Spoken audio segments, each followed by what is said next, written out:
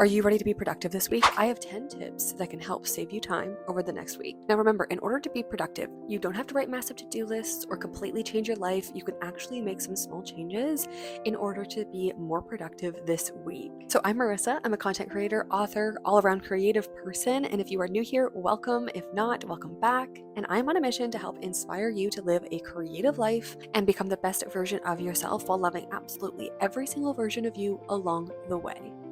Let's get into the video. So I have 10 simple time management tips today that will help you be, you guessed it, more productive this week. Number one is the 2-minute rule. If a task takes 2 minutes or less, do it immediately. This is something you want to train your brain to do, to train yourself to take action on, because it will save you so much time in the long run and like mental overwhelm, because thinking about that 2-minute task takes up so much headspace throughout your week that I've done it so many times when I have to send an email or a text message or some random thing that takes no time at all.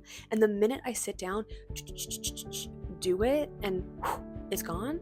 I'm like, whoa, that was so easy. Why did I take forever to do it? And so it's training your brain to be like, you know what? I can do this right now. Number two is to start a done list. So instead of writing your daily to-do list, that can be overwhelming and kind of sometimes counterproductive, because you'll look at how big it is and be like, that's too much, bye-bye, and then do nothing on that list at all. And so a done list is a great way to get started if you want to just see how you're doing, to showcase that you are actually being productive. And it's simply, you can pick whenever you want to write it at the end of your night. In the evening, you can just jot down everything that you've done for the day. You can also do it throughout your day, where kind of after you complete a task, just put it on your done list. And at the end of the day, you can see like, okay, wow, I actually accomplished a lot today. So you put it on your done list. And a done list is a great motivator to showcase like, hey, I'm actually getting stuff done. And it is also a way to understand your habits and be like, okay, wait, last night I watched 7 hours of Netflix. Some of those nights are necessary, but every single night, that might be a pattern that you want to break and maybe try to divide it up into a few other things. You can do 3 hours of Netflix and then 4 hours of something else. Number 3 is to gamify your tasks. Make it fun, make it exciting. One of the things that I really have done is to put a stopwatch on and be like, how quickly can I complete this task? Obviously, there are some things that you have to do well, and doing them quickly might not work out. But for certain tasks like folding laundry or doing the dishes or just kind of your mundane daily things that you have to get done, gamifying them and kind of tricking yourself into doing them quicker kind of makes it exciting, because like I want to beat my last time. Like I want to do it as fast as possible. There are other ways that you can gamify tasks. There are even apps out there that will like make it a game and like help you, like I think it's like collect coins or count things, and you can actually track your progress through different apps. And then you can also gamify it by either, if you have somebody else in the house, try to race against them. If you don't have somebody else, you can always give yourself a reward after you're done the task. So there's plenty of things you can do to kind of make it a bit more exciting in order to complete the things throughout your week that you need to get done. So number 4 is to wake up earlier than normal. And no, I'm not talking about like a 5 a.m. morning routine. If you want to do that, by all means, but I'm talking about even just 10 minutes earlier.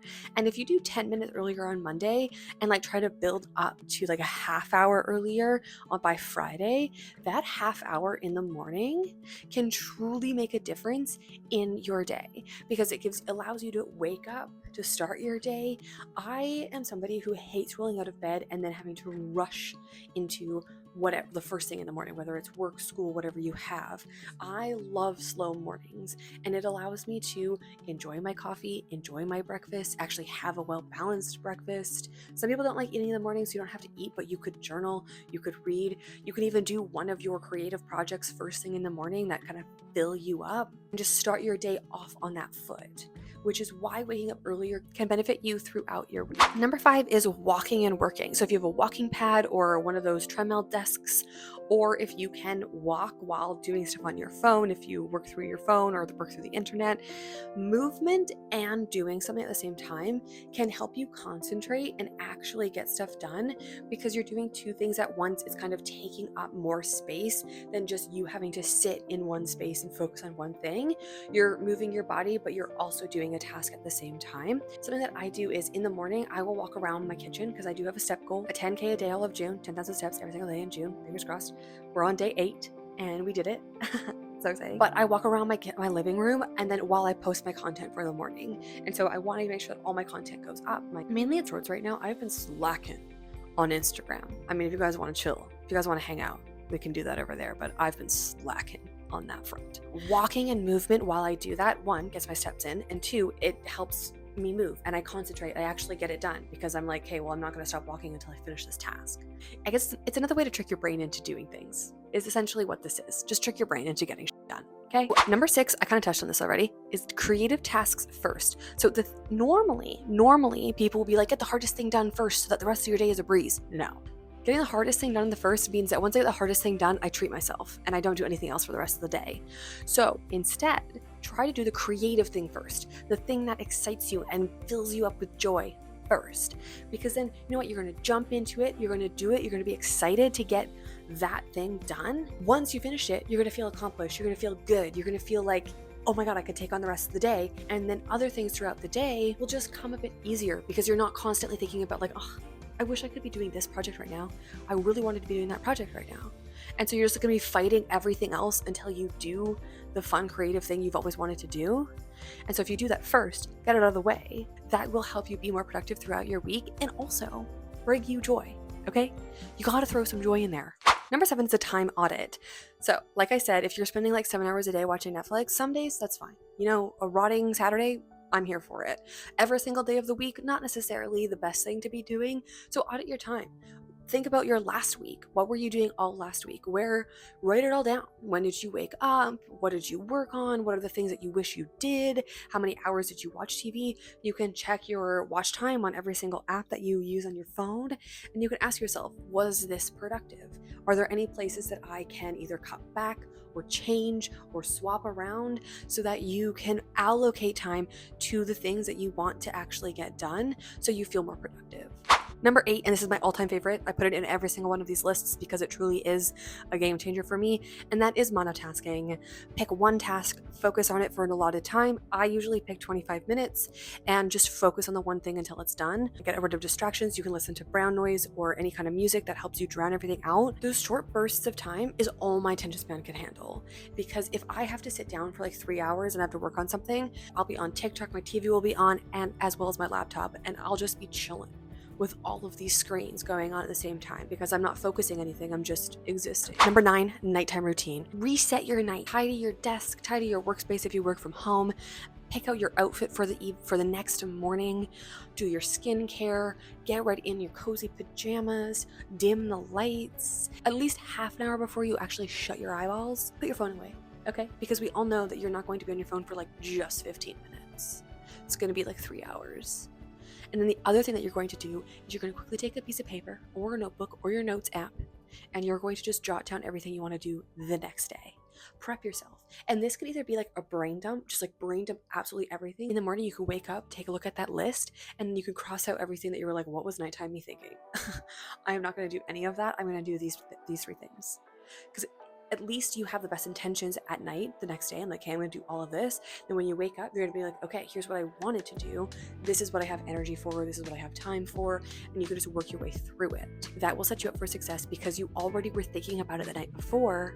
So you're not going to have to like pull random tasks from your brain or feel super overwhelmed right when you wake up the next morning and be like, oh my God, I have so much I need to get done. And then number 10, and these ones are my favorite because I always forget to do them, no plan days. And you're like, Marissa, that's not productive though. If I don't plan anything, I'm not going to do anything. Wrong. Some of my most productive days are when I don't set a full schedule. Sure, you might have some idea of what you're going to do, but there's no like waking up on an alarm. These are usually my weekends. If you're a 9-to-5er like me, these are mostly my weekends. If you are a full-time entrepreneur and you work for yourself, you might be able to do these randomly throughout the week. No plan days is exactly that. Just kind of go with the flow, follow your creative juices, and just allow yourself to exist. Because some of the days where I do not plan anything, I get so much done, and then I get frustrated with myself because I'm like, how did I do all of that? When some days it's actually so difficult to just do one task, and then other days where I'm like, just do whatever you want. I get so much done. Sprinkle in some no plan days where you can just exist. No plan days can include rotting and watching a whole season of Criminal Minds. If that's your thing, do it. So that is everything that I have in this video. If you are looking for more like daily habits or productivity tips, I have a whole playlist to continue exploring other ways to be productive and to build new routines so you can become, you guessed it, the best version of yourself while loving absolutely every version of you along the way. So if you enjoyed this video, please hit like. If you can subscribe so you don't miss any of my videos, I will see you in the next one. Bye! 94 babies are turning 30. I'm actually excited for a new decade, you know? Get rid of the 20s.